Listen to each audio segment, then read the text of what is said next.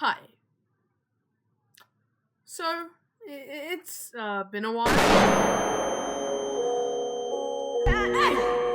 Sorry about the absence, I was really busy with other matters, like making a short film. It's now up on YouTube by time you see this, so go watch that. But I'm back now, so let's do this. I've loved the Predator franchise since I was about 10 years old. Now, you may be thinking, why was I watching a series of films about alien killers coming to Earth to hunt people for sport at that age? My answer is that I wanted to. Sue me! The franchise is very near and dear to my heart. I love the Predators, or Yelchner, as movie monsters. They just have this vibe to them. It's great. So I thought with Predator Badlands now in cinemas, I would look back and rank these films.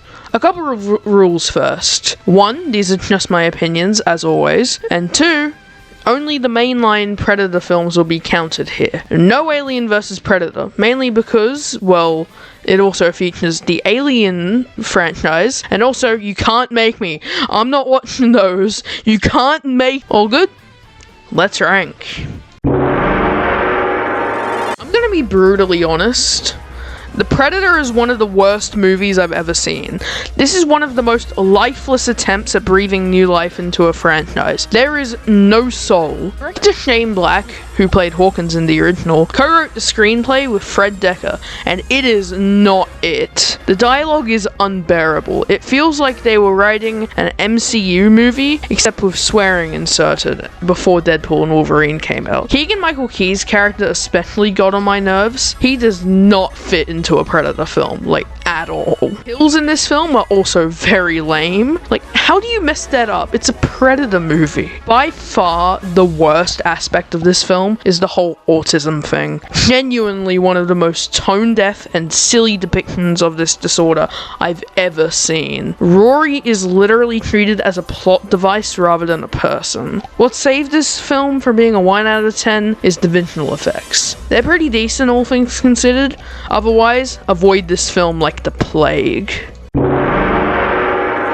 Predators isn't nearly as bad as The Predator, but it still has plenty of issues. For one thing, the characters are a mixed bag. I like the characters played by Walton Goggins, Danny Trejo, and Louis Ozawa. They're all pretty cool, and Lawrence Fishburne steals the show for what little screen time he has. But Royce, played by Adrian Brody, is a very boring character. Literally just a generic tough guy. But that doesn't work because he's played by Adrian Brody. Isabel is also a character I don't like, and it's not just because her character is an IDF sniper. Yeah, this movie aged poorly. She's just boring, and Topher Grace is a very annoying comic relief character who is at the center of probably the dumbest plot twist I've ever seen in a movie or just fiction in general. Script is also not the greatest. A lot of the one-liners are very generic, and the gimmick of multiple predators is not properly tapped into. But the visual effects are pretty solid, and the action sequences are pretty good, especially the one between Hanzo, Louis Ozawa's character, and the Predator. That was really cool. Predator 2 is a very fun movie. It's not great. It's got a lot of issues. It may even be technically worse than Predators, but I don't care because this movie is fun. First of all, this movie came out in 1990 and is set in 1997. Why only a few years into the future? Who knows? Danny Glover is now the one being hunted, and he gets the assignment. He's very clearly having fun. The script isn't great, but it's insane, and I love it. Although, the want some candy thing could have had more thought on the writer's end, because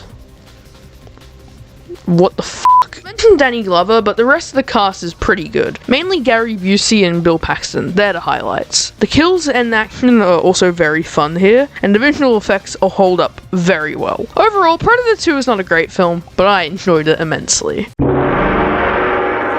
Predator Killer of Killers marks the first animated installment in the franchise, and it's peak. It's so good. Taking on an anthology format, we are taken to the age of the Vikings, Edo-era Japan, and World War II. It all culminates in a final battle between our protagonists in order to decide who is the Killer of Killers. Yeah, so first things first, the animation is phenomenal. An absolutely beautiful, like, Arcane-esque film. The art style just reminds me of Arcane. And it was made in Unreal Engine, which is like, what? segments were all great, especially the sword. Such a beautiful 20 minutes that could easily stand on its own as a short film. The characters are pretty good. I know Torres from The Bullet might get on some viewers' nerves, but he didn't really bother me all that much. Overall, Killer of Killers is a great entry into the series that you should definitely see if you're a Predator fan.